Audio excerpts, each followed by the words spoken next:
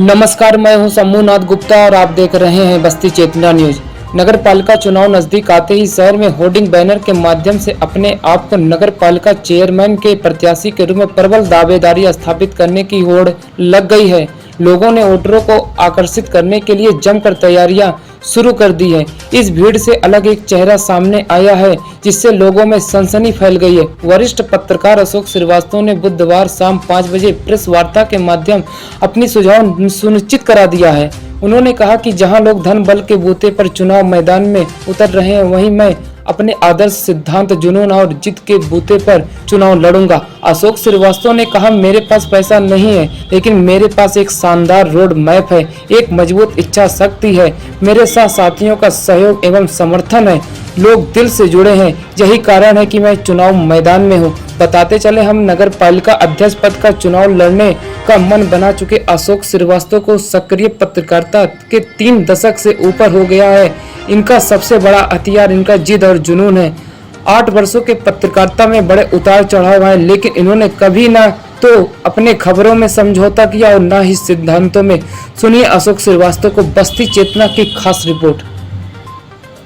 जी, आपका पत्रकारिता से राजनीति में कदम रखने का क्या कारण है? देखिए, आप सभी लोग पत्रकार हैं और बहुत भली भांति जानते हैं कि पत्रकार राजनीतिक, सामाजिक और आर्थिक बुराइयों को और अच्छाइयों को फोकस करता है, उन्हें उजागर करता है, अपने समाचार माध्यमों में प्रकाशित करता है। वो सिर्फ इतना ही कर सकता है। पत्रकार के पास कोई निर्णायक शक्ति नहीं होती है। पत्रकारिता से राजनीति में हम इसलिए आ रहे हैं कि हमारे पास जनता की शक्ति आ जाएगी, जनादेश आ जाएगा, तो हम अच्छे फैसले जनहित में ले सकते हैं। अपना दायरा बढ़ाने के लिए और अपने इरादों को सच्चाई और ईमानदारी से, जिस हिसाब से हमने आज तक काम किया है अपने पुराने किरदार में, उसी किरदार में मैं जनता की सेवा भी करना चाहता हूँ, इसलिए राजनीति में। और जीतने के बाद उनका रवैया परंपरागत हो जाता है, इस विषय में आपका क्या रवैया होगा? देखिए, जितने प्रत्याशी होते हैं वो सभी जब चुनाव होता है तो याचक की मुद्रा में आते हैं। आपके सामने कहते हैं हमें वोटों की भीख दे दीजिए, जी बिल्कुल, और हमें मौका मिलेगा तो हम इतिहास रच देंगे। जी, ये सबका कहने का है। ये भाषा इतनी संतुलित और इतनी अनुशासित होती है। आपके दरवाजे पर जब प्रत्याशी या कोई नेता पहुंचता है तो आपके अंदर उसके प्रति उम्मीदें जागना स्वाभाविक है और जाग भी जाती है। लेकिन आप उसका बैकग्राउंड नहीं जानते कि कितना मक्कार है, कितना धोखेबाज है, कितना बेईमानी किया है, कितना पीछे झूठ बोला है अपने पिछली जिंदगी में।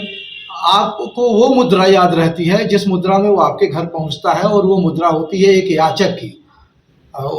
याचक को आप समझ जाते हैं कि बड़ा सीधा और बड़ा सज्जन आदमी है, और जब राजनीति में जाता है तो वो बदल जाता है। बदलने के बाद आप ही कहते हैं कि वो बदल गया। आप कभी भी अगर ये किसी के ऊपर आरोप लगाते हैं तो एक बार यह समझ लीजिए कि राजनीति में आने से पहले, या आपके यहाँ याचक बनकर जब वो वोट मांगने आया था, उससे पहले का जीवन उसका कैसा था। क्या वो जनता के प्रति, अपने परिवार के प्रति, अपने दोस्तों के प्रति, अपनी एक जो सुयोग्य नागरिक की जिम्मेदारी होती है, उन जिम्मेदारियों के प्रति सजग और जवाबदेह रहा है? अगर नहीं रहा है तो राजनीति में आकर के कैसे जवाबदेह और वफादार हो जाएगा? सर, ये बताइए, बाहुबलियों का ही बोलबाला है, आप ना तो धन बली है ना बाहुबली हैं। इस परसेप्शन को कैसे बदलेंगे आप? भारतीय लोकतंत्र की रीढ़ जनता है, धन नहीं है और बल नहीं है। बहुत अच्छे अच्छे धन्ना सेठों और बाहुबलियों को जनता ने घुटनों पर बैठने को मजबूर कर दिया है।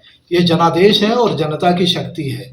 जनता ने सच्चाई और ईमानदारी पर भरोसा कर लिया एक बार, तो आपको पता चल जाएगा कि सच्चाई और ईमानदारी जीतेगी, भौकाल भ्रष्टाचार जीतेगा, या फिर चोर उचक्के और बेईमान जीतेंगे।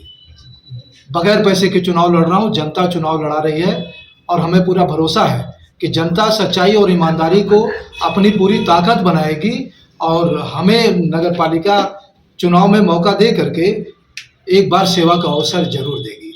क्षेत्र में किन बुनियादी सुविधाओं का अभाव है? देखिए, बहुत सारे अध्यक्ष हुए हैं इसके पहले, और मैं किसी पर कोई कमेंट नहीं करना चाहूँगा, और काम मैं भी करने के इरादे से आ रहा हूँ। चमत्कार मैं भी नहीं कर पाऊंगा, लेकिन नगर पालिका क्षेत्र की कुछ समस्याएं हैं। जैसे छोटा सा शहर है 5 किलोमीटर के अंदर, जितने भी व्यापारी हैं या जितने भी लोग हैं इसी 5 किलोमीटर के अंदर बसना चाहते हैं और अपना व्यापार करना चाहते हैं। पिछले 25-30 सालों से मैं पत्रकारिता में हूं और इसी बस्ती शहर में रह करके देख रहा हूं, इस शहर की सीमा नहीं बढ़ी। जिसके पास भी पैसा होता है वो गांधीनगर या मंगल बाजार, पांडे बाजार में ही व्यवसाय करना चाहता है। इसके पीछे कारण यह है कि नगर पालिका क्षेत्र ने कोई मार्केट नहीं दिया, कोई बाजार नहीं दिया, कोई बढ़िया वेंडिंग जोन नहीं बनाया, ऑटो रिक्शाज के फिक्स रूटेस नहीं फिक्स हुए, ऑटो स्टैंड्स जो है वो काम नहीं कर रहे हैं, नालियाँ चौक रहती हैं, साफ सफाई की समस्या आप अक्सर देखते होंगे। छुट्टा जानवर और बंदरों ने तो आतंक मचा रखा है, लोगों का जीना हराम कर दिया है। ये सब समस्याएं मैं बहुत करीब से देख चुका हूं और यह जानता हूं कि बहुत सारी समस्याओं का समाधान केवल इच्छा शक्ति और जन सहयोग से संभव है। इसमें कोई कसर नहीं छोड़ूंगा।